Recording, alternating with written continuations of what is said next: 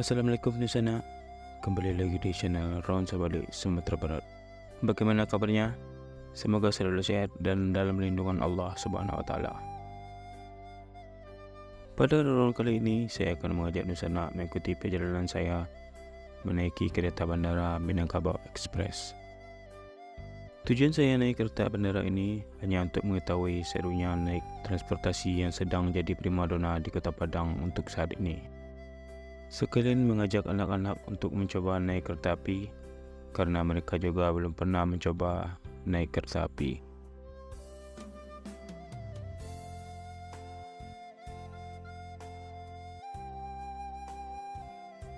Jadi kereta bandara ini salah satu solusi untuk Dunsana yang ingin mencoba naik kereta api tanpa harus ke Pariaman terlebih dahulu.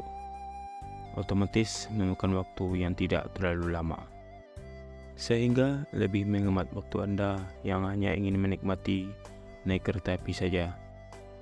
Karena begitu tiba di bandara, kita bisa langsung membeli tiket lagi untuk kembali ke stasiun yang ada di Kota Padang, lebih tepatnya Simpang Haru, tanpa harus menunggu lama jadwal kereta untuk kembali ke Kota Padang.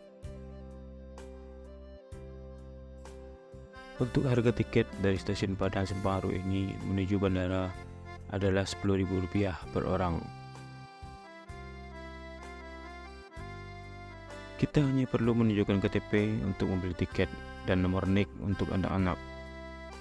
Anda juga bisa membeli melalui aplikasi KAI Akses yang bisa Anda download di Play Store.